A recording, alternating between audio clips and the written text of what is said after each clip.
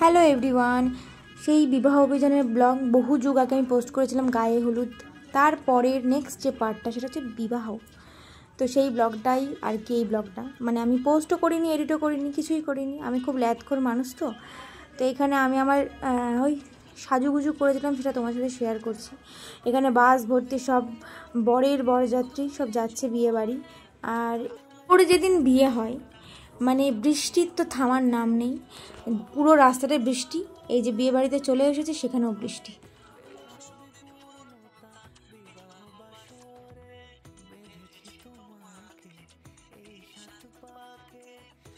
একলাভে বৃষ্টিতে যাতে না ভিজতে হয়, মেকআপে কোনো বৃষ্টি পড়া যাবে না, এই ভেবেই আর কি এক লাফে ওই পারে চলে গিয়েছি আমি বাস থেকে নেমে। তো এখানে তো সবাই তত্ত্ব নিয়ে দাঁড়িয়ে আছে ভেতরে উঠবে বলে।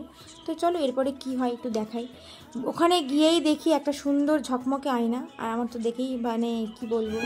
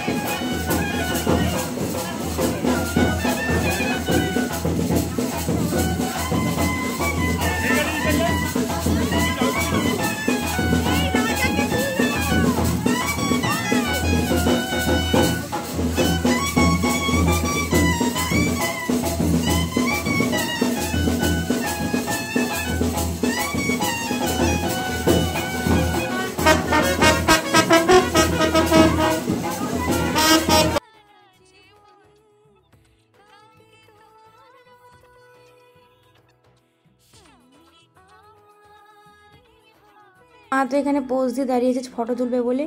আর এখানে সবাই ফটো তুলবে বলে বসেছিল, আর এখানে অলরেডি বিয়ে বসে গেছে। এখানে কি হচ্ছিল কি জানি, যাই হোক যেসব হয়, যেসব নিয়মকানুন বিয়েতে আছে, প্রচুর নিয়মকানুন, এসব দেখার পরে মনে হয় যে বিয়েটা না করাটাই বেটার। কিন্তু তারপর আমার মনে হয় যে না, একবারই তো জীবনের শখ, বিয়ে তো করবই।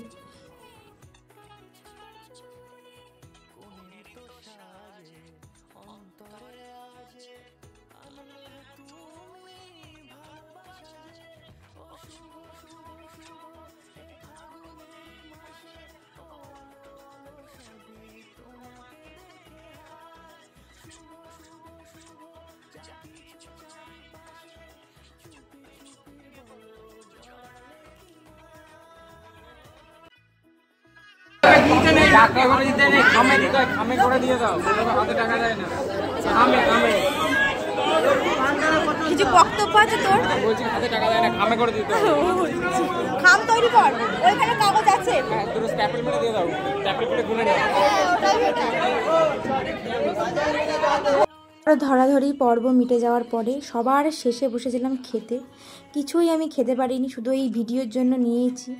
তারপরে সবাই বাড়ি চলে গেছে, মানে বরযাত্রী লোকেরা। আমরা যেহেতু থাকবো বলে একদম শেষে এসেছিলাম হচ্ছে ফটো তুলতে। আর দেখো জাস্ট সব কিছু চেঞ্জ করে আমার দশটা এরকমই ছিল। সারা রাত জেগেছি তারপরে সেদিনকে, তারপরে আরও দশা খারাপ হয়ে গেছে।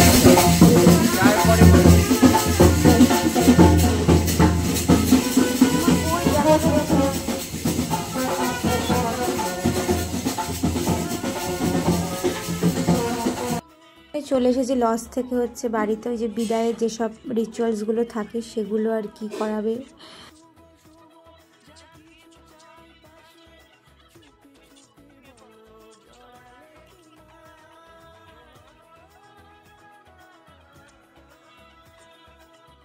পরে সেই দুঃখ ভরা মুহূর্ত যেখানে সবাই মিলে কান্নাকাটি করছিল।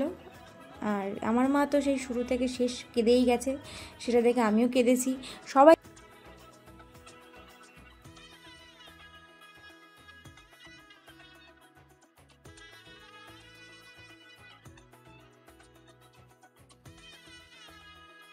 তো নিয়মকানুন মিটিয়ে আমরা যাচ্ছি হচ্ছে এবার বাড়ি আসার উদ্দেশ্যে। আমরা যে সমস্ত বর বউকে নিয়ে গাড়িতে ওঠার যে ব্যাপার স্যাপারগুলো আরও সব কী সব ছিল, ওগুলো বাদ দিয়ে আমি কিছুই আর ভিডিও করিনি, কারণ ওই কান্নাকাটির মধ্যে আর সব ভিডিও তো করা যায় না।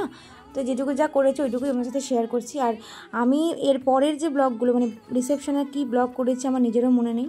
তো বিয়ে পর্যন্তই মোটামুটি একটা ঠিকঠাক ব্লগ ছিল, তারপরের ব্লগগুলো আমাকে দেখতে হবে তোমাদের সাথে আস্তে আস্তে। মানে আস্তে আস্তে বলতে এই ব্লগটা পোস্ট করার পরে ওই ব্লগটা মনে হয় আবারও 1-1.5 সপ্তাহ পরে পোস্ট হবে। তো এখানে আমরা চলে এসেছিলাম কৃষ্ণনগর। তো এই যে এখানে কানে মুখে মধু দিচ্ছে, যাতে বউ মধুর মতো কথা বলে।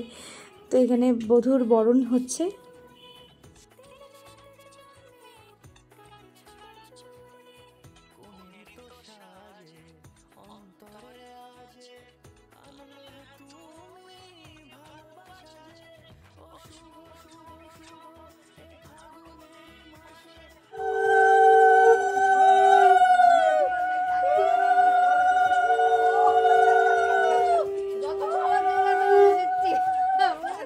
ঘন্টা বাজাবো, ঘন্টা।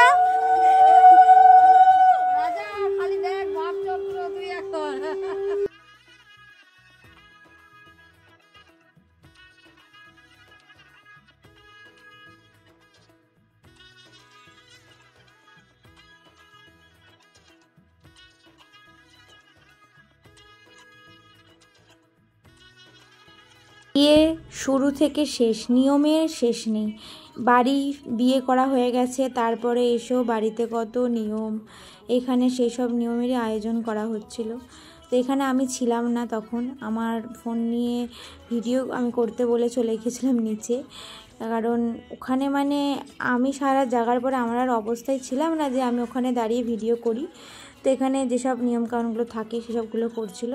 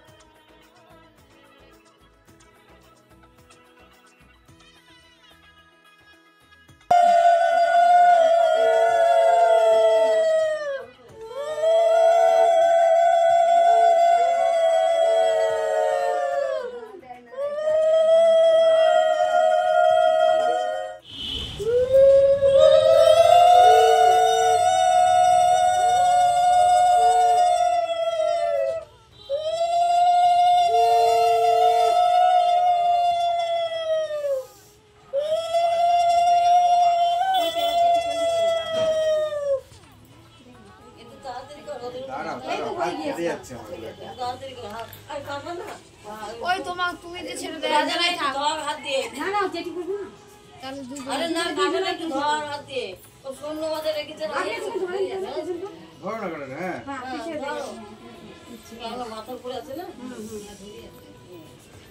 আর বেশি কোন হাতে তুমি লাগবে হাত বলতে হাত দুটো যাই আমার হাত স্টিল, আমার হাতে ব্যথা হয়ে গেল। আমাকে দেখে কিছু শেখো। ছেড়ে দে।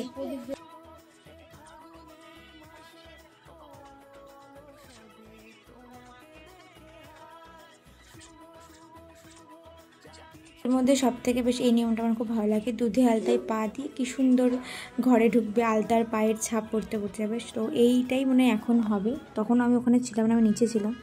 তারপরে আমি আবার উপরে এসে দেখি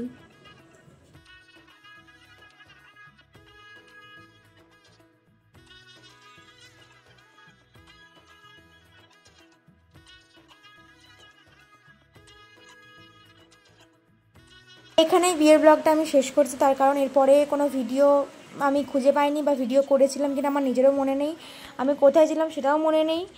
তো চলো, ভিডিওটা এইটুকুই। ভালো লাগলে লাইক করে দিও, চ্যানেলটাকে সাবস্ক্রাইব করে দিও। আর এরপরে যদি কোনো ব্লগ পোস্ট করি আমি, তাহলে সেটা রিসেপশনের ব্লগই হবে। আমি ওটাও জানি না আমি রিসেপশনের দিনকে কী ব্লগ করেছি, তো যাই করি তোমার সাথে শেয়ার করবো।